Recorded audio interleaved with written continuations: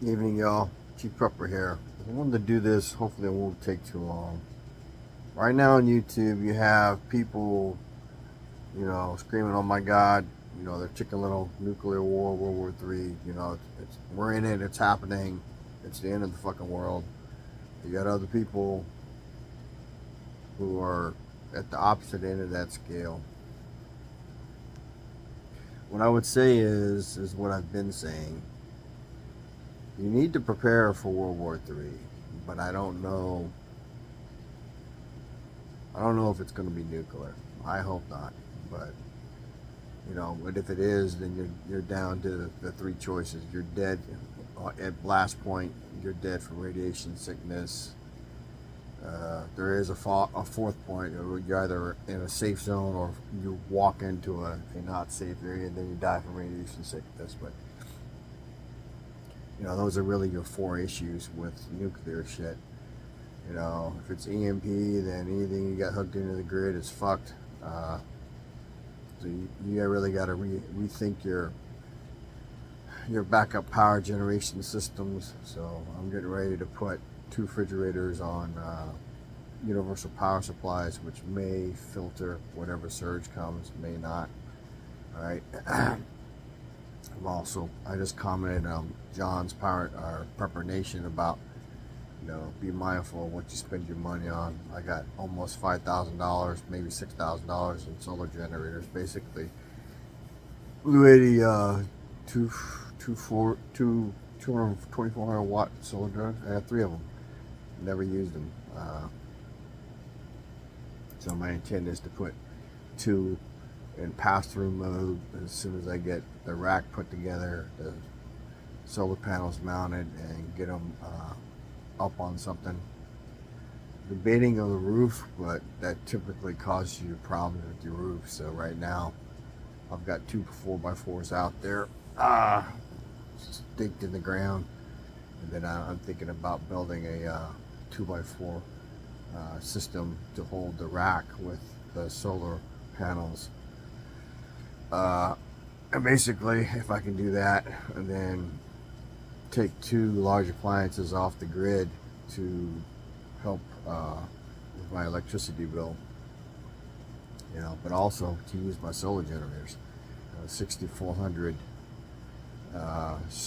charges and discharges is that's a long time. So if I can run them overnight to keep the deep freezers cold, because when I tested it, it was about 10 hours, and then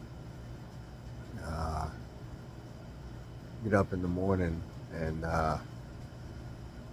unplug them basically, and then let the solar generator charge all day, or for 4 or 5 hours, and then basically it should be charged up, and then plug them back into the solar generator and put them in pass-through mode. Then it should also provide a filter system. Basically test it based on the amount of sunlight I get to find out whether or not I can just run them all night, and then the sun will pick up and recharge the solar generator enough to run it again the next night. But it's an experiment. So, having said all that, you need to be prepping for problems. South Central Texas right now is under a flood warning. Corpus is going to get whacked. And San Antonio, which is 127 miles north, there's a good chance we're going to get whacked with 1 to 5 or 6 inches of rain. They don't know which yet, because the system went south of us. Actually went south of Texas entirely. But also, shit's just hard to get. It's gotten marginally better since COVID, but my wife got pies today, Hostess mini apple pies, for the first time in 9 months. Literally. And I've been out there once a month, sometimes twice a month, for 9 months, and they have not had any apple pies. That's just one example. So, John was giving out a lot of great advice. So go listen to his video where he's not going to do it anymore. I had typos in what I posted, but basically I crossed the same bridge he went across. I don't know when he went across it, but basically I'm done prepping for the end of the world.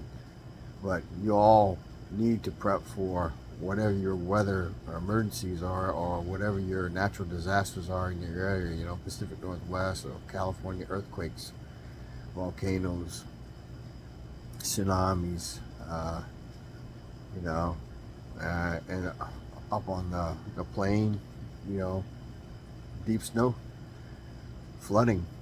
You know, here in Texas, it's hurricanes, tornadoes, and now we got earthquake issues. All right, and hot weather in the summer and cold weather in the wintertime. So, you know, and then if your power grid,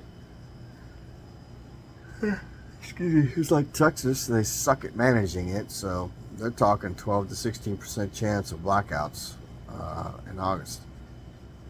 So, you know, if you're in Texas and you don't have backup power, shame on you, I guess.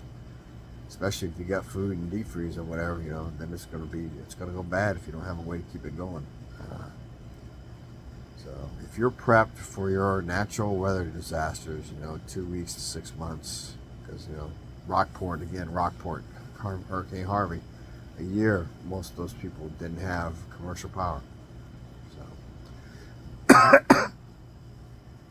So prep for that stuff, you know. Like we got the storm coming in, so my wife's Jeep needed to be gassed up, but I did that because I took it and got it inspected, so we can re-register it for the coming year. And then my Challenger, I drove later in the day to go pick up the permanent plates.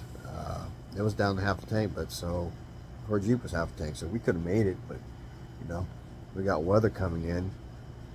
You know, what happens if power goes out? What happens if we can't get gas?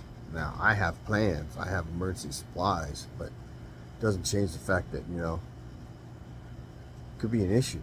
So, and you don't want to be that goofball in line, you know, worrying about whether or not the gas station is going to run out of gas before you get there, before it's your turn. So, you know, so if you're prepped for storms and weather, then you're almost there for all the other shit. So just keep that in mind. But I would tell you that if you're not watching the non-public news, there's a lot of information out there that's bad. So, and this is one thing I did want to say.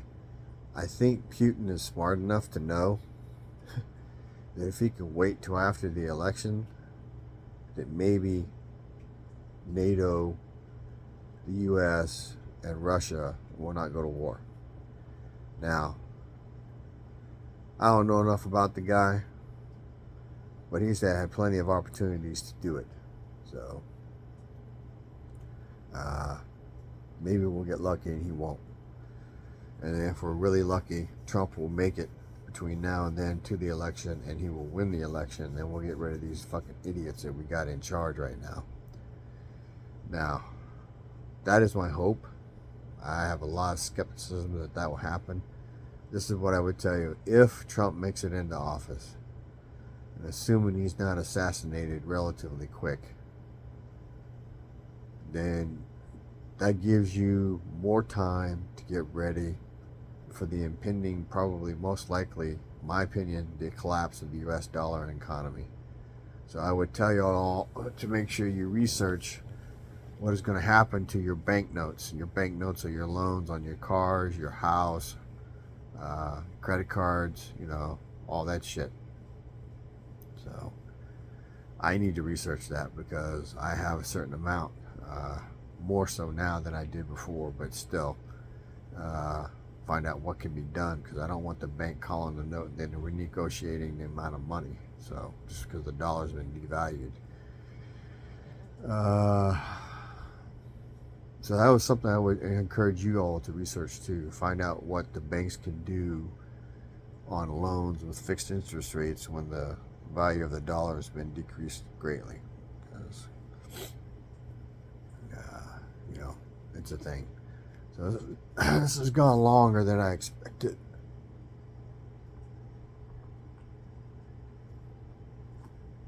Sorry. I'm still trying to recover from a cold. Excuse me, it's kicking my butt.